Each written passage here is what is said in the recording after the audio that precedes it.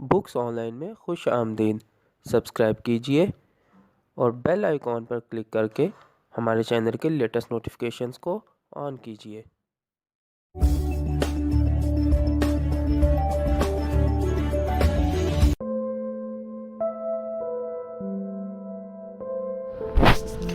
अऊज़ु बिल्लाहि मिनश्शैतानिर्रजीम। बिस्मिल्लाहिर्रहमानिर्रहीम। सामईन, आज हम मुमताज़ मुफ्ती की किताब अलीपुर के अली के 49वें हिस्से के साथ हाजिर हैं।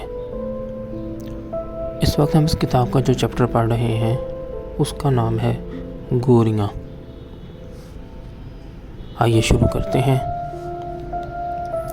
Under consideration. गली सुनसान थी। कब्रिस्तान के पीछे खिड़की के पास खड़े होना खसूसी तौर पर ख़तरनाक न था। अव्वल तो गली में आमदोरफ्त बहुत कम थी। दूसरे गली में गुजरता हुआ शख्स अगर उधर देखता भी तो उसे अंधेरे की वजह से वजाहत से कुछ दिखाई न देता। वो दोनों चुपचाप कब्रिस्तान में दाखिल हो गए और फिर खिड़की के पास जा खड़े हुए।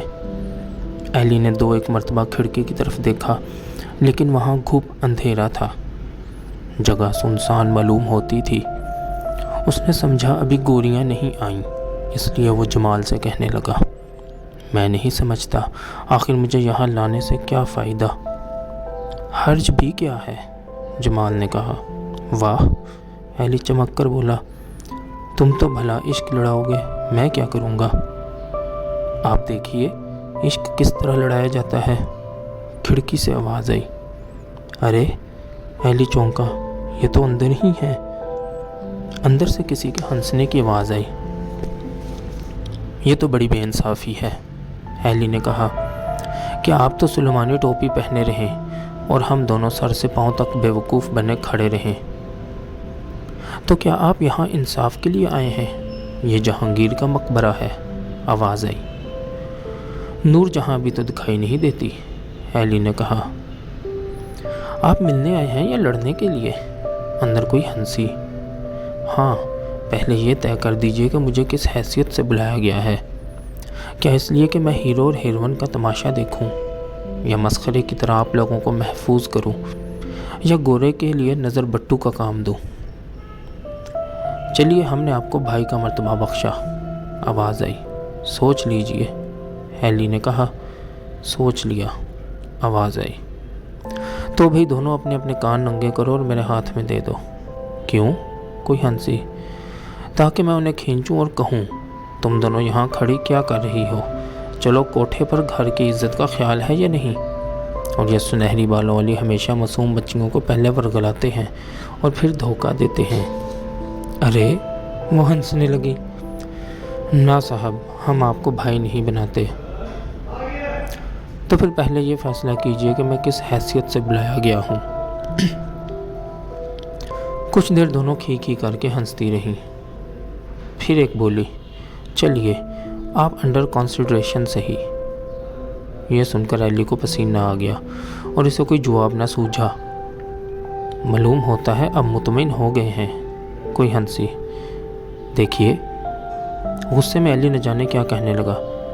ठहरिए जी, वो बोली, इन्हें भी कोई बात करने दीजिए। अब ये नहीं कि आप ही चहकते रहें, बारी बारी मौका दिया जाएगा। अली का गुस्सा यख हो गया। इन्हीं बातों से दिलचस्पी होती, अली ने कहा, तो मुझे ना बुलाया जाता। अब आप इसका नाजायज़ फ़ायदा हासिल ना कीजिए, अंदर से आवाज़ आई। अली खामोश हो गया। महफिल पर कुछ देर के लिए खामोशी तारी रही। करो ना कोई बात भाई, अली ने जमाल से कहा। लीजिए, अब तो सिफारिश कर दिया आपके दोस्त ने। कोई हंसी। मैं तो जुदाई का मारा हुआ हूँ, मैं क्या बात करूँ। जमाल खुजाने लगा। देख लीजिए, वो बोली, ये पास आकर भी जुदाई के मारे रहते हैं।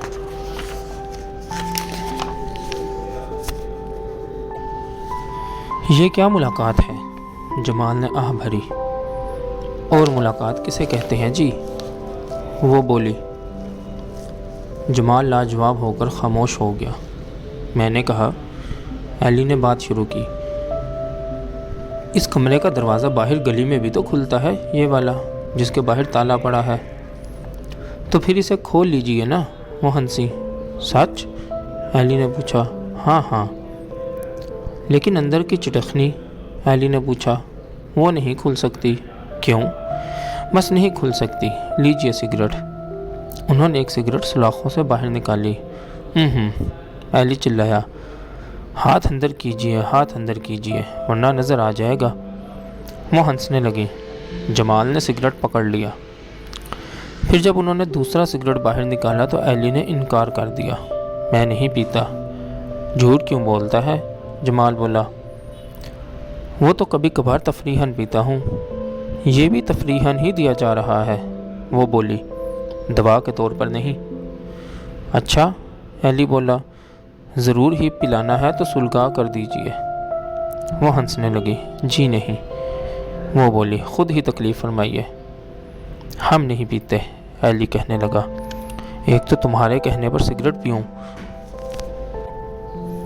اور دوسرے سلگاؤں بھی خود ہی، یہ مہنگا سودا ہے۔ ارے، وہ چلائیں، یہ باتوں کے دھنی معلوم ہوتے ہیں۔ خالی باتوں کا ہی ہوں، ڈریے نہیں، ایلی نے کہا۔ دیکھا، میں نے کہا نہ تھا۔ جمال ہنسنے لگا کہ اسے ضرور بلائیے۔ آپ نہ جانے کیا کیا کروائیں گے ہم سے، انہوں نے جمال سے کہا۔ لیجئے، پان کھائیے۔ جمال نے لپک کر پان لے لیا۔ ایلی نے انکار کر دیا۔ اب آپ کہیں گے کہ پان بھی چبا کر دیجئے۔ اگر تم انڈر کنسیڈریشن ہوتی تو ضرور کہتا۔ یعنی آپ انتقام لے رہے ہیں؟ چھی چھی، وہ ہنسی۔ لیکن آپ ہیں کتنی؟ ایلی نے بات کا رخ بدلا۔ ایک ہیں، دو ہیں، تین ہیں، کتنی ہیں آپ؟ یہ راز نہیں بتایا کرتے، وہ بولی۔ بولتی تو ایک ہی ہے، ایلی نے کہا۔ لیکن ہیں دو، جمال نے کہا۔ دوسری کہاں ہے؟ دوسری تو بولتی ہے، کسی نے ہنس کر کہا۔ یوں نہیں، دونوں ایک ساتھ بولو تو یقین آئے، ایلی بولا۔ عین اس وقت سڑک پر قریب ہی موٹر سائیکل کی آواز آئی۔ بھائی جان، اندر کوئی زیر لب چلائی۔ اچھا، اب آپ جائیے۔ کھڑکی کے پٹ بند ہو گئے۔ اگلے روز جمال بے حد خوش تھا۔ یار، تم نے تو حد کر دی۔ جبھی تو میں کہتا تھا کہ ضرور چلو، تمہارے جانے کے بغیر وہاں بات نہیں چلے گی۔ یار، ایلی نے کہا، وہ تو بے حد تیز ہیں، وہاں تو اپنی دال بھی نہیں گلتی۔ دیکھا نا، جمال نے کہا، جبھی تو میں اکیلا جانے سے گھبرایا کرتا تھا۔ لیکن جمال، ایلی نے کہا، میرا وہاں جانا ٹھیک نہیں۔ کیوں؟ آخر کیوں؟ مجھے کوئی دلچسپی نہیں۔ اس روز سارا دن اسی بات پر ان کا جھگڑا ہوتا رہا۔ جمال اسے کہہ رہا تھا کہ اب تو جانا ہی پڑے گا، لیکن ایلی جانے پر تیار نہیں ہوتا تھا۔ دن میں 4 بار جمال نے ایلی سے بحث کرنے کی کوشش کی، لیکن ایلی نے اسے روک دیا۔ نہیں جمال، میں نہیں جاؤں گا، اس میں بحث کی کوئی بات نہیں۔ شام کے وقت ایلی چپکے سے نیچے اتر گیا اور جمال کے پاس جا بیٹھا۔ جمال نے باہر کھڑے ہو کر اشارات کیے، لیکن ایلی نے سر ہلا کر انکار کر دیا۔ اس لیے جمال کو اکیلے ہی جانا پڑا۔ باتیں ہی باتیں۔ اگلے روز جمال کی حالت غیر تھی، اس کا رنگ زرد ہو رہا تھا۔ دوپہر تک وہ ایلی کے پاس نہ آیا تو ایلی چوبارے میں گیا۔ کیوں بھائی، کیا ہوا کل؟ اس نے پوچھا۔ کچھ نہیں، وہ بولا۔ کچھ نہیں کا کیا مطلب؟ ایلی نے پوچھا۔ انہوں نے مجھے دیکھتے ہی کھڑکی بند کر لی اور کہنے لگی، جب تک اسے ساتھ نہیں لائیں گے اب کھڑکی نہیں کھلے گی۔ یہ کہہ کر وہ چلی گئیں اور میں حیران کھڑا کا کھڑا رہ گیا۔ ایلی یہ سن کر حیران رہ گیا۔ اس نے محسوس کیا جیسے اس کا کالا رنگ دھل کر گورا ہو گیا ہو۔ اب تم کیوں جانے لگے؟ جمال نے کہا۔ نہ جانے جمال کی حالت دیکھ کر یا اس لیے کہ اس کا رنگ گورا ہو چکا تھا، اس نے جمال کا ہاتھ تھام لیا۔ مجھے معلوم نہ تھا جمال، وہ بولا، مجھے معلوم نہ تھا کہ وہ ایسا کریں گی۔ میں جاؤں گا، ضرور جاؤں گا، تم دل برا نہ کرو، ایلی نے کہا۔ جمال کے چہرے پر مسکراہٹ پھیل گئی۔ اچھا، وہ بولا، تو تم جاؤ گے نا؟ ہاں، ایلی نے کہا۔ پھر کبھی انکار نہ کرو گے نا؟ نہیں۔ شام کو جب وہ دونوں کھڑکی کے قریب پہنچے تو آواز آئی، آپ کس حیثیت سے آئے ہیں جی؟ انڈر کنسیڈریشن کی حیثیت سے، ایلی نے جواب دیا۔ اوہ، اور کل کیوں نہیں آئے تھے جی؟ اس لیے کہ کل میں اپنے آپ کو بھی کنسیڈریشن سمجھتا تھا۔ تو کیا سزا ملنی چاہیے آپ کو؟ وہ بولی۔ سزا تو ضرور ملنی چاہیے، ایلی نے کہا۔ ایک تھپڑ کافی ہوگا کیا؟ ہاں، وہ بولی، اور پھر جمال سے مخاطب ہو کر کہنے لگی، آپ انہیں ایک تھپڑ ماریے۔ جی نہیں، ایلی نے کہا، آپ کو خود تکلیف کرنی ہوگی۔ کیوں؟ کیا اس لیے کہ ہمارے ہاتھ سے چوٹ نہیں لگے گی؟ بتائیے۔ ایلی نے سر ہلایا۔ تو پھر بازو تو منظر عام پر آئے گا، ایلی نے کہا۔ ارے مہنسی، انہیں بازو دیکھنے کا شوق ہے، بچوں کی سی بات کرتے ہیں۔ جی ہاں، ایلی نے جواب دیا۔ کیا آپ بچہ ہیں؟ وہ بولی۔ ہوں تو نہیں، لیکن بننے کی کوشش کر رہا ہوں، ایلی نے کہا۔ کیوں؟ وہ بولی، کہ شاید آپ میں ممتا جاگ اٹھے۔ ارے، وہ کہا مار کر ہنسی، اور اندر کسی سے کہنے لگی، یہ بھی انہی کے ہم خیال معلوم ہوتے ہیں۔ کن کے؟ ایلی نے پوچھا۔ اپنے دوست کے، اور کن کے؟ آپ کے دوست کا خیال ہے کہ درمیان میں لوہے کی سلاخیں ہوں تو ملاقات نہیں ہو سکتی، اور ہمیں معلوم ہے کہ اگر سلاخیں ہٹا دی جائیں تو یہ کیا مطالبہ کریں گے۔ پھر تو میں اپنے دوست کا ہم خیال نہیں ہوں۔ کیوں؟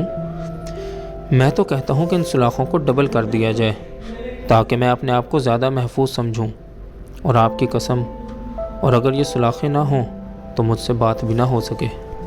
کیا مطلب؟ انہوں نے پوچھا۔ آپ نے وہ قصہ سنا؟ ایلی کو مان ایسپ کی کہانی یاد آ گئی۔ کون سا؟ ایلی نے کہانی سنانا شروع کی۔ بھیڑیا گھوم پھر رہا تھا۔ وہ ایک 100 فٹ اونچی دیوار کے قریب پہنچا تو دیکھا کہ دیوار کے اوپر ایک بھیڑ کا بچہ بیٹھا ہے۔ بھیڑ کے بچے نے چلا کر کہا، چچا جان، سلام عرض کرتا ہوں۔ بھیڑیا نے جواب دیا، بیٹا یہ تو نہیں بول رہا، یہ 100 فٹ اونچی دیوار بول رہی ہے۔ ایلی نے کہا، محترمہ، یہ میں نہیں بول رہا، بلکہ لوہے کی سلاخیں بول رہی ہیں۔ یہ تو بکواس کر رہا ہے، جمال نے کہا۔ تو پھر آپ بات کیجئے نا، وہ ہنس کر بولی۔ انہیں بکواس کرنے کی کیا ضرورت ہے؟ ایلی نے کہا، یہ تو انڈر کنسیڈریشن نہیں ہے۔ وہ ہنسی۔ یہ آپ کو بات نہیں کرنے دیں گے، انہوں نے جمال کو مخاطب کر کے کہا۔ نہ جانے آپ انہیں ساتھ کیوں لے آتے ہیں؟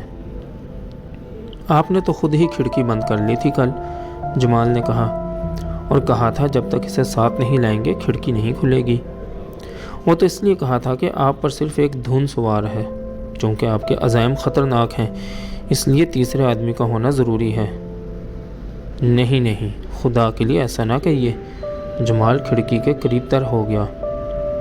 اندر ہاتھ نہ ڈالیے، وہ بولی، منہ زبانی بات کیجیے، آپ کو تو کشتی کرنے کا شوق معلوم ہوتا ہے، ذرا انہیں پیچھے ہٹا دیجیے نا، انہوں نے ایلی سے اپیل کی۔ ایلی خاموش کھڑا رہا۔ خدا کے لیے ذرا دیا سلائی تو جلائیے، جمال نے منت کی۔ کیوں؟ یہاں بہت اندھیرا ہے، وہ بولا۔ بس ان کو یہی ایک بات کرنی آتی ہے، وہ ایلی سے کہنے لگی۔ خدا کے لیے، جمال نے اپنا بازو سلاخوں کے اندر ڈال دیا اور وہ ٹارچ جلا دی جو وہ چھپا کر ساتھ لایا تھا۔ کمرے سے ایک ہلکی چیخوں کی آوازیں آئیں۔ 2 ملفوف سی اشکال چلاتی ہوئی بھاگیں اور پھر خاموشی چھا گئی۔ دیر تک وہ دونوں وہاں چپ چاپ کھڑے رہے۔ بھاگ گئی آخر، جمال بولا، وہ یوں ہی بھاگ جایا کرتی ہیں۔ لیکن یہ ٹارچ تم کیسے لے آئے تھے؟ ایلی نے پوچھا۔ چھپا کر لایا تھا، وہ ہنسنے لگا۔ یار اتنی دیر ہو گئی ہے، ابھی تک ان کی شکلیں بھی نہیں دیکھی، میرے صبر کا پیمانہ لبریز ہو چکا ہے۔ اس کے بعد ان کا معمول ہو گیا کہ شام کے وقت جب کھڑکی میں تیز روشنی دکھائی دیتی تو وہ دونوں قبرستان کی طرف چل پڑتے۔ ان کی آمد پر وہ پوچھتی، آپ کے پاس ٹارچ ہے تو اسے رکھ دیجئے، ورنہ کھڑکی نہیں کھلے گی۔ یقین دہانی پر کھڑکی کھل جاتی اور کوئی نہ کوئی بات چل نکلتی۔ وہ ہنستے، باتیں کرتے، سگریٹ پیتے، حتیٰ کہ ان کے جانے کا وقت ہو جاتا اور وہ شب بخیر کہہ کر کھڑکی بند کر لیتی۔ ان ملاقاتوں میں ایلی باتوں میں پیش رہتا تھا، اور اس کی وجہ صرف یہ تھی کہ ابھی تک وہ جذباتی طور پر گوریوں سے وابستہ نہیں ہوا تھا۔ اس لیے جو جی میں آئے کہہ سکتا تھا۔ اس کے علاوہ اسے مزید قرب کی آرزو نہ تھی، حتیٰ کہ اسے یہ بھی خواہش نہ تھی کہ ان کو روشنی میں دیکھے۔ لیکن اس کا مطلب نہیں کہ ایلی ان کی شخصیتوں سے متاثر نہ ہوا تھا۔ وہ ان کی ذہانت، جرأت اور علم پر حیران تھا۔ ان کی باتیں رنگین ہونے کے علاوہ پرمعنی ہوتی، ان کی زبان شستہ تھی، مذاق لطیف اور خیالات بلند تھے۔ ایلی نے اچھی طرح سے جان لیا تھا کہ وہ صرف باتوں کی دل دادہ ہیں، اور ان ملاقاتوں سے ان کا مقصد محفل آرائی کے سوا کچھ نہیں۔ وہ رنگین باتیں کرنے اور سننے کی شوقین تھیں، اور انہیں بھونڈی باتوں سے نفرت تھی۔ ماہ رمضان کی آمد پر ملاقات کا وقت بدل گیا۔ اب شام کے بجائے وہ سحری کے وقت ملنے لگے۔ رات کے 2 بجے کے قریب سفید منزل کے چبارے میں روشنی چمکتی، جسے دیکھ کر دونوں گوریوں سے ملنے کے لیے چل پڑتے۔ اس تبدیلی اوقات پر جمال چلا اٹھا، یار یہ بہت مشکل کام ہے، رات کے 2 بجے کون جاگے؟ چونکہ 9 گھر کے رہنے والے سب کے سب امتحان کی تیاری میں مصروف تھے، بھا کے سوا ان میں سے کوئی بھی روزہ نہ رکھتا تھا، اس لیے سحری کے وقت 9 گھر میں کوئی نہیں جاگتا تھا۔ بھا نے بھی خصوصی انتظام کر رکھا تھا۔ شام کے وقت وہ 2 انڈے بنوا لیتا، جو صبح ڈبل روٹی کے ساتھ کھا کر روزہ رکھ لیتا تھا۔ بھا سے یہ کہنا کہ ہمیں 2 بجے جگا دینا مناسب معلوم نہیں ہوتا تھا۔ گھڑی کو 2 بجے کا الارم لگانے سے بھی وہ ڈرتے تھے، تاکہ گھر والوں کو شک نہ پڑے۔ رات کے 2 بجے آپ جاگنا بہت بڑی مشکل تھی۔ ان دنوں کالج امتحان کی تیاری کی چھٹیوں کی وجہ سے بند ہو چکا تھا، اور بی اے کے امتحان میں صرف 1.5 مہینہ باقی تھا۔ ان حالات میں گوریوں کے سگنل کو دیکھنے کے لیے لازم تھا کہ جمال یا ایلی ان میں سے کوئی 2 بجے تک جاگے۔ چونکہ جمال جاگنے کے لیے تیار نہ تھا، اس لیے یہ ذمہ داری ایلی کو اپنے سر لینی پڑی۔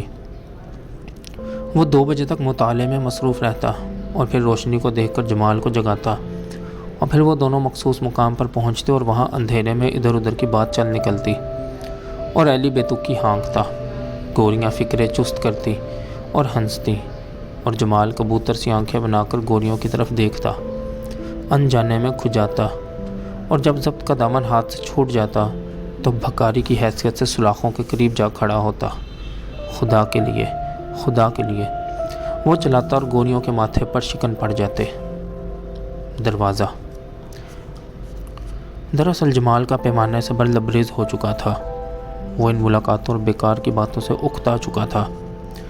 اسے سمجھ میں نہیں آتا تھا کہ گھنٹوں کھڑے ہو کر باتیں کرتے رہنے کا مطلب کیا تھا۔ اسی وجہ سے وہ بار بار ایلی کو کہتا رہا، ایلی یار کچھ کرنا چاہیے۔ اگر ہم کسی طرح اس دروازے کو کھول لیں جو باہر گلی میں کھلتا ہے تو اندر جا سکیں گے۔